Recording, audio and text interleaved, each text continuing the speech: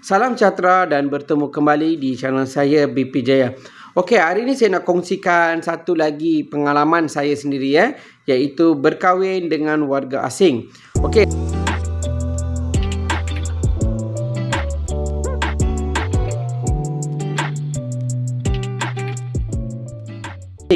Okey, ramai yang masih bertanya boleh tak terangkan apa prosedur berkahwin dengan warga negara asing?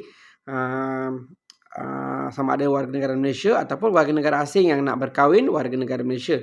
Okey. So, prosedur saya akan terangkan prosedur yang saya lalui. Mungkin ada perbezaan sedikit lah sebab dia untuk penjawat awam dengan orang biasa dia ada lain sikit satu benda yang lain lah, kebenaran daripada ketua jabatan. Okey. So, nombor satu, apa yang saya nak terangkan, pastikan pasangan yang anda nak kahwin tidak tersenarai dalam senarai hitam. Okey, ramai yang berkahwin warga asing ni dia tak semak latar belakang pasangan mereka ni.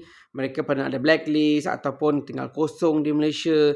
Lepas tu terus kahwin dekat Thailand. Okey, benda ni akan menimbulkan masalah di kemudian hari. Okey, so apa saya nak bagi tahu, nombor satu, buat semakan dulu dengan immigration.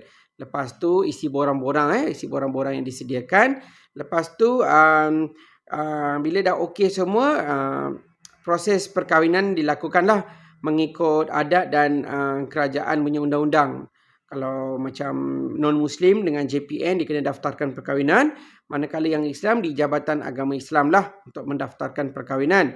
Okey, jadi selepas pendaftaran semua dibuat, maka bolehlah ke proses seterusnya untuk buka fail kahwin. Okey, so bagi pasangan yang nak berkahwin dengan warga negara asing ni, kamu kena rajin turun naik kepada kedutaan mereka, kedutaan pasangan mereka lah.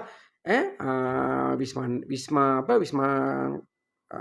Kementerian Luar, lepas tu immigration, JPN ataupun Jabatan Agama. Ini tempat yang kamu kena selalu turun naik untuk membuat pengesahan dokumen, untuk mendapatkan kebenaran, untuk lain-lain urusan. Okey, jadi kalau nak berkahwin akan ada dokumen-dokumen yang diperlukan mengikut negara. Macam saya berkahwin dengan warga negara Indonesia, adalah dokumen dia kena mohon borang N1, N2, N3, N4 lah. Borang-borang tu dia kena mohon dulu lah di negara mereka. And then lepas dah saya submit semua, borang semua dah ada, dah proper, saya buat permohonan dengan JPN. Okey, dekat JPN tu saya kena hantar permohonan dan mereka akan buat siaran lah di Takar Tampal untuk tempoh 14 ke 21 hari, lebih kurang macam tu. Saya pun dah lupa. Lepas tu baru buat proses pendaftaran perkahwinan. Itu ikut undang-undang. Okey, kalau ikut adat agama boleh berkahwin, tak ada masalah, tapi kena patuh jugalah undang-undang yang ditetapkan oleh negara. Okey, jadi kepada yang Muslim pula, selepas nikah dia kena daftar dengan pejabat agama supaya pendaftaran tu sah mengikut undang-undang. Okey, jadi kepada anda yang nak berkahwin dengan warga negara asing ni, pastikan semak latar belakang mereka terlebih dahulu. Sebab apa saya nak cerita satu kisah lah kenalan saya lah dia nak berkahwin dengan warga negara asing dan dia kata pasangan dia tu tak pernah melakukan kesalahan dan clean, bermaksud tak ada apa-apa blacklist. Jadi bila kita pun dah tunjuk ajar macam mana proses-prosesnya, baru pasangan dia mengaku pasangan dia ada blacklist. Sebab apa?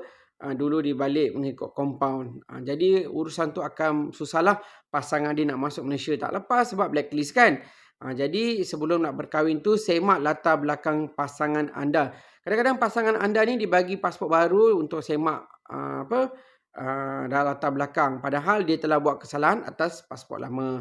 Okey, dan pasangan kamu ni pun kena jujurlah dengan kamu. Dia pernah ada kesalahan ke, pernah kena tangkap ke, pernah ada blacklist ke, dia kena jujur dengan anda. Okey, jadi ada juga kes-kes berkahwin di Thailand. Dia pergi kat Thailand, dia berkahwin dekat sana dan dibawa masuk dan tidak mendaftarkan perkahwinan di sini. Okey, kalau mengikut agama mungkin perkahwinan tu sah lah, tapi mengikut undang-undang perkahwinan tu tidak sah selagi tidak berdaftarkan di pejabat JPN ataupun pejabat agama. Okey, jadi kalau nak berkahwin tu pastikan ikut undang-undang yang ada supaya anda mudahlah mudah untuk berurusan.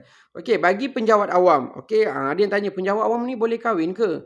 Tak ada halangan. Okey, penjawat awam pun boleh berkahwin dengan warga negara asing, cuma dia akan ada 1-2 peraturan yang berasingan lah. Contoh macam saya kena minta kelulusan ketua jabatan, dan saya rasa polis dengan tentera pun sama, kena dapatkan kelulusan ketua jabatan, iaitu saya kena mohon, macam saya mohon kepada ketua jabatan saya kena bagilah detail semua pasangan saya, semua saya kena bagi untuk mendapat kelulusan terlebih dahulu.